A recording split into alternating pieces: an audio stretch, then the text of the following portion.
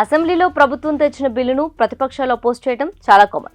కానీ సొంత పార్టీ ఎమ్మెల్యేలే బిల్లుకు అడ్డు చెప్పడం, సెలెక్ట్ కమిటీకి పంపించామని సూచించడం బహుశా Telangana కాంగ్రెస్కే సాధ్యమేమో. I beg to move that the Telangana Hate Speech and Hate Crimes Prevention Bill 2026 be referred to a select committee of the House for detailed examination and report. Adhyaksha. Social media గొంతు నొక్కాలని రేవంత్ రెడ్డి తెచ్చిన hate speech bill ఇప్పుడు కాంగ్రెస్ పార్టీలోనే మంటలు పుట్టిస్తుంది.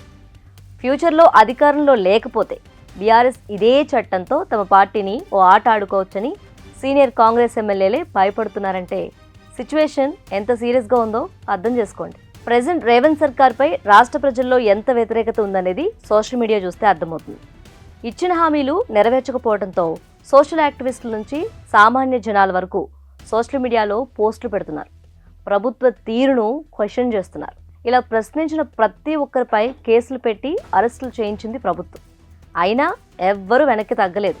దీనికి తోడు social media పోస్టులపై విచ్చలవిడిగా కేసులు పెట్టొద్దు అని హైకోర్టు, సుప్రీంకోర్టు మొట్టికాయలు వేయడంతో ఎలాగైనా వీటికి ఫుల్ స్టాప్ పెట్టాలని ఒక పక్కా ప్లాన్తో ఈ హేట్ స్పీచ్ బిల్లును అసెంబ్లీలో ప్రవేశపెట్టింది రేవంత్ సర్కార్.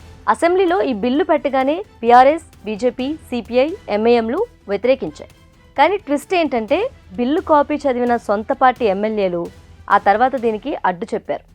ఇంత దారుణమైన చట్టం తెస్తే రేపు జనాల్లో మన పరువు పోవడమే కాదు, మనకే రివర్స్ అవుతుందని ఫీల్ అయి సెలెక్ట్ కమిటీకి పంపాలని సజెస్ట్ చేశారు.